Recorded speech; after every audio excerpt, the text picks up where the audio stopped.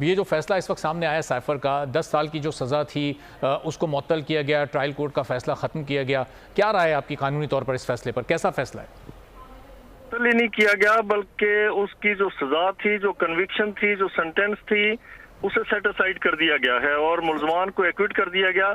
मेरे लिए कानूनी तौर पे भी, वाक़याती तौर पे भी ये बिल्कुल अचंभे की बात है, हैरानकुन बात है कि प्रूव्ड केस था जिसमें साइफर का सीक्रेट डॉक्यूमेंट होना, उसका क्लासिफाइड डॉक्यूमेंट होना, ये एडमिटेड बात है। उसे पब्लिक मीटिंग के अंदर लहराना, ये एडमिटेड बात है।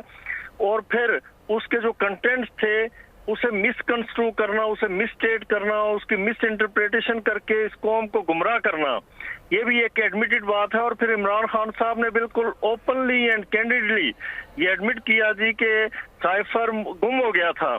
अब ये अगर जो हमारे सीक्रेट डॉक्यूमेंट्स हैं, जो हमारी मुल्क की सलामती से वाबस्ता है, जिनकी बुनियाद पे हमारे और जो सुपर पावर्स हैं उनके ताल्लुकात चलते हैं, उनका इस तरह से गुम कर देना ये इंतहाई इररिस्पॉन्सिबल एटीट्यूड था। और उसकी बुनियाद पे एक बयानिया डिवेल्प करके तो कौम को एक दूसरी तरफ ले जाना, अदारों को बदनाम करना, ये भी एक बिल्कुल खौफनाक बात थी।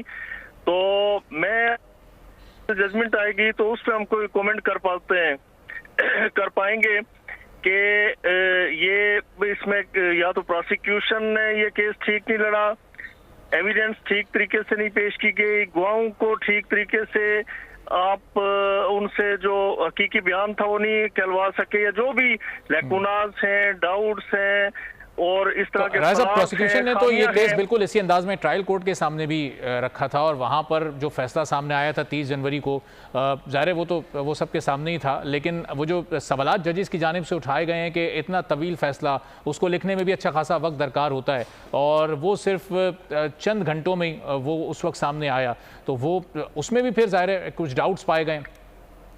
असल में लिखते देखे ना जजेस, ये होता है अपना अपना तरीकेकार है कि जब वो आर्गुमेंट्स हो रहे होते हैं तो वकला के आर्गुमेंट्स और फैक्ट्स वो साथ लिखते रहते हैं पहले से, उसका जो कंक्लूडिंग पैराज हैं वो बाद में आ जाते हैं। तो जो उनकी एविडेंस है उसे भी साथ, चूंकि वकला डिस्कस कर रहे होते हैं तो साथ डिस्कस कर रहे होते हैं। इस तरह से अपना अपना तरीकेकार है। 4 या 6 घंटों के अंदर फैसला आ जाना वो कोई नई बात नहीं या कोई खास बात नहीं है, वो कोई इतनी मटीरियल नहीं है। लेकिन मेरा ख्याल ये है कि ये अगर इस तरह से आप लाइसेंस दे दें, अथॉरिटी दे दें, अख्तियार दे दें कि लोग, और खासकर जो हमारे हुक्मरान हैं या जिम्मेदार तरीन लोग हैं, वो पाकिस्तान की सेक्रेसी के साथ पाकिस्तान के जो इंतहाई असास और कॉन्फिडेंशियल फाइल्स हैं, डॉक्यूमेंट्स हैं, उनकी बुनियाद पे खिलवाड़ करेंगे या उन्हें बुनियाद बना के आपने बयानिया डेवलप करके तो उसे गुम कर देंगे, तो it is very unfortunate aspect of the matter. सही। और राय साहब, ये ज़ाहिर डिटेल ऑर्डर आने में थोड़ा वक्त लगेगा, उसके बाद क्या गवर्नमेंट ऑफ पाकिस्तान पहली फुर्सत में आपको लगता है कि सुप्रीम कोर्ट में इसको चैलेंज करने जाएगी? जी डेफिनेटली वो अपील में जाएंगे, पहली फुर्सत में जाएंगे। तो चूंकि क्रिमिनल केस है, 30 दिनों की मियाद होती है इसमें, तो 30 दिनों के नहीं, ये तो एक्विटल है, तो अब इसमें अपील फाइल करेंगे तो सुप्रीम कोर्ट ऑफ पाकिस्तान के रूबरू, वो तो ज़ाहिर करनी है। और ये अपील पिटीशन फाइल होते ही ये जो बरियत है शाह महमूद कुरैशी और बानी पीटीआई की, वो खत्म हो जाएगी या वो अपनी जगह पर बरकरार रहेगी जब तक सुप्रीम कोर्ट से फैसला नहीं आए? के खिलाफ जो अपील होती है ना, एक्विटल के खिलाफ जो अपील होती है, कानून ये कहता है कि डबल प्रिजम्पशन ऑफ इनोसेंस फिर एक्यूज को हासिल हो जाता है, लिहाजा फिर वो उसके लिए पैरामीटर्स मुख्तलिफ हो जाते हैं।